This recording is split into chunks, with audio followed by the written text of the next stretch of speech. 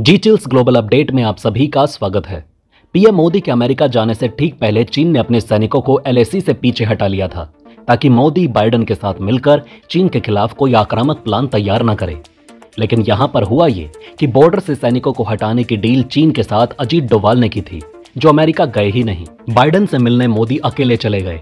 वहां जाकर उन्होंने ही चीन का ऐसा इलाज किया कि चीन बुरी तरह बौखला उठा है। बिना मांगे ही अमेरिका ने भारत को ऐसी ऐसी मदद और ऑफर दिए जिसे देखकर चीन पागल हो गया है। अमेरिका चाहता है कि चीन को पीछे करके भारत एशिया का नया किंग बन जाए। इसके लिए अमेरिका ने चीन पर कई प्रतिबंध लगाने शुरू कर दिए हैं, जिसके कारण भारत को अमेरिका में बड़ा मौका मिल गया। लगातार भारत की तरक्की देख चीन बौखला गया है। उसने न केवल भारत और अमेरिका को गाली दी है, बल्कि युद्ध की तैयारी में पाकिस्तान के अंदर घुसकर एक ऐसा कदम उठाया जिसके बाद भारतीय सेना को हाई अलर्ट पर रहना होगा। और शायद इसी कारण अजीत डोभाल फ्रांस से हथियार लाने जा रहे हैं, क्योंकि चीन फिर से गलवान वैली जैसी घटना कर सकता है। सबसे पहले मोदी ने अमेरिका के अंदर चीन का बिजनेस चौपट करना शुरू कर दिया है। प्रधानमंत्री नरेंद्र मोदी और अमेरिका के राष्ट्रपति जो बाइडेन की मुलाकात के बाद अमेरिकी वाणिज्य विभाग ने बड़े कदम का ऐलान किया, जिससे चीन को जोरदार झटका लगा है। अमेरिका के इस ऐलान के अंदर यूएस में कनेक्टेड और ऑटोमेटिक वाहनों की बिक्री पर प्रतिबंध लगाने की मांग रखी गई है। खास तौर पर कहा गया कि चीनी और रूसी सॉफ्टवेयर और हार्डवेयर से लैस वाहनों पर तुरंत बैन लगाना चाहिए। अब आपका सवाल होगा कि अमेरिका का यह फैसला भारत के लिए फायदेमंद कैसे है? तो भारतीय कंपनियां विशेषकर ऑटोमोबाइल और आईटी सेक्टर में इस मौके का फायदा उठा सकती हैं। इससे न केवल भारत की अर्थव्यवस्था को बढ़ावा मिलेगा, बल्कि टेक्नोलॉजी में भी हम एक कदम आगे बढ़ सकते हैं। आप सभी को पता है कि भारत का दूसरा सबसे बड़ा ट्रेड पार्टनर अमेरिका है, लेकिन ध्यान देने वाली बात यह है कि अमेरिका के साथ भारत का ट्रेड सरप्लस है, यानी भारत जितना माल अमेरिका से खरीदता है उससे ज्यादा वहां बेचता है। और भारत के इसी आंकड़े को देखकर चीन परेशान है, क्योंकि भारत सीधे सीधे चीन का मार्केट खा रहा है। अगला सवाल है कि अमेरिका ने अचानक चीन के सॉफ्टवेयर पर प्रतिबंध क्यों लगा दिए हैं? तो इसका सीधा जवाब है, चीन की जासूसी को रोकने के लिए अमेरिका ने एक कदम उठाया। अमेरिका के अनुसार यह उसके राष्ट्रीय सुरक्षा और अमेरिकी ड्राइवरों की सेफ्टी के लिए जरूरी है, खासतौर से ये देखते हुए कि कारों में माइक्रोफोन, कैमरे, जीपीएस ट्रैकिंग और ब्लूटूथ जैसी तकनीक अमेरिकियों को बुरे तत्वों के प्रति अधिक संवेदनशील बनाती है। इनके जरिए चीन उनके घर के पते से लेकर व्यक्तिगत जानकारियां तक हासिल कर सकता है। ये भी पता लगाया जा सकता है कि उनके बच्चों का स्कूल कहाँ है। इसके बाद चीन न केवल वहां के ट्रांसपोर्ट को प्रभावित कर सकता है, बल्कि उनके बेहद संवेदनशील डाटा को चुराकर अमेरिका के आंतरिक मसलों को भी प्रभावित कर सकता है। यानी कि एक तरफ अमेरिका ने चीन को अपने देश से बाहर निकालना शुरू कर दिया है, वहीं दूसरी तरफ अमेरिका के बड़े बड़े कंपनियों के सीईओ पीएम मोदी के साथ मीटिंग कर रहे हैं और उन सब ने मिलकर भारत को अपने देश में स्वागत किया है। यानी कि अमेरिका में चीन का जितना ज्यादा नुकसान होगा, भारत को उतना ही फायदा होगा। प्रधानमंत्री नरेंद्र मोदी ने अमेरिका की प्रमुख तकनीकी कंपनियों के सीईओ से मिलकर कहा कि भारत उनके तीसरे कार्यकाल में दुनिया की तीसरी सबसे बड़ी अर्थव्यवस्था बनने के लिए हर संभव प्रयास करेगा। इसके बाद भारत को वीटो पावर मिलना बेहद आसान हो जाएगा। भारत वर्तमान में अमेरिका, चीन, जर्मनी और जापान के बाद दुनिया की 5वीं सबसे बड़ी अर्थव्यवस्था है, जिसका जीडीपी लगभग $3.9 ट्रिलियन है। और सही मायने में देखा जाए तो वास्तव में ये पांचों देश ही वर्तमान में वीटो पावर पाने के हकदार हैं। भारत पिछले 3 वर्षों से 7% से अधिक की जीडीपी ग्रोथ रेट के साथ दुनिया की सबसे तेजी से बढ़ती बड़ी अर्थव्यवस्था बन रहा है, जबकि वहीं चीन की हालत खराब है, क्योंकि दुनिया भर के देश उस पर ट्रेड प्रतिबंध लगा रहे हैं, जिसके कारण भारतीय कंपनियों को जोरदार अवसर मिल रहा है।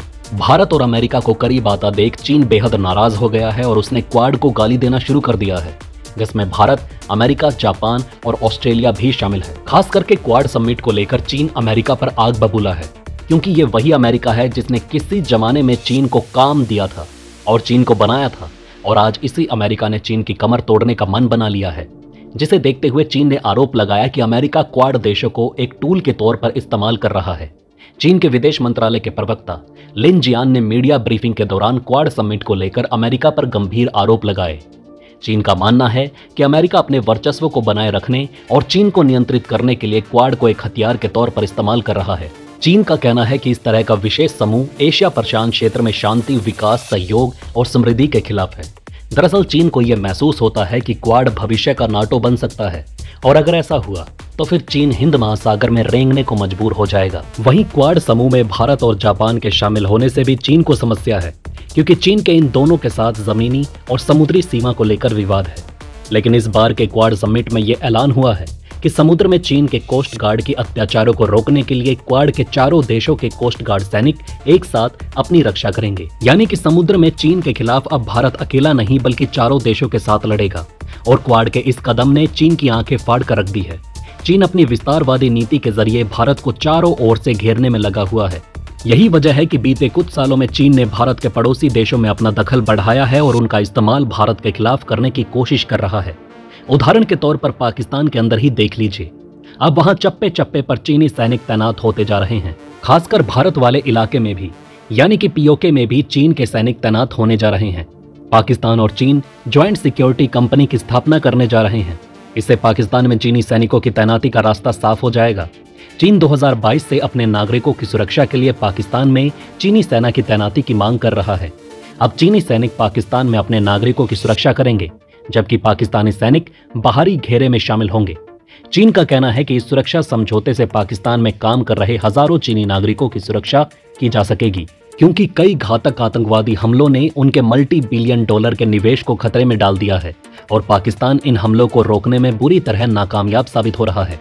इसी कारण अब चीन ने मोर्चा संभालने का फैसला कर लिया है। हालांकि विशेषज्ञों को शक है कि चीन की कोशिश पाकिस्तान के रास्ते भारत को घेरने की है, क्योंकि यही काम उसने श्रीलंका, नेपाल, बांग्लादेश, भूटान जैसे देशों में भी करता आया है। बिजनेस का नाम लेकर वो भारत के पड़ोसी देशों में एंट्री करता है और फिर उन्हें कर्ज में फंसाकर भारत के खिलाफ खेल कर देता है।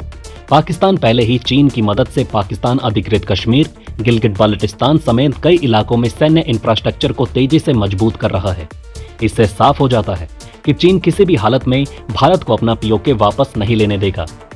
अगर पीओके में चीन के सैनिक भारी मात्रा में तैनात हो जाते हैं तो फिर भारत के लिए पीओके वापस लेना ठीक वैसा ही होगा जैसे शेर के जबड़े से मांस छीन लेना। आपका सवाल होगा कि आखिर पाकिस्तान दूसरे देशों के सैनिकों को अपने यहां घुसने की परमिशन क्यों दे रहा है? तो देखिए, इसका सीधा जवाब है कि पाकिस्तान अपनी सुरक्षा खुद नहीं कर पा रहा। हाल ये है कि पाकिस्तान में आतंकियों ने रूस समेत 11 देशों के राजदूतों के काफिले को निशाना बनाया। काफिले में सबसे आगे चल रही वैन पर रिमोट कंट्रोल बम से आतंकियों ने हमला किया। धमाके में एक पुलिस अधिकारी की जान गई, कई अन्य लोग भी घायल हैं। काफिले में बोस्निया, रूस, Vietnam, Ethiopia, Rwanda, Zimbabwe, Indonesia, Uzbekistan, Turkmenistan, Kazakhstan और पुर्तगाल के राजनयिक शामिल थे। हालांकि गनीमत रही कि हमले में सभी राजनयिक सुरक्षित रहे, किसी को कोई नुकसान नहीं पहुंचा, लेकिन कुछ समय के लिए सबकी सांसें थम गई थी। तो दोस्तों, इस वीडियो में फिलहाल इतना ही। आप अपने सवाल और सुझाव नीचे कमेंट बॉक्स में या फीड बॉक्स में लिख सकते हैं। आप देख रहे थे जी चिल्स, जल्द पूरे होंगे आपके सारे विल्स। धन्यवाद।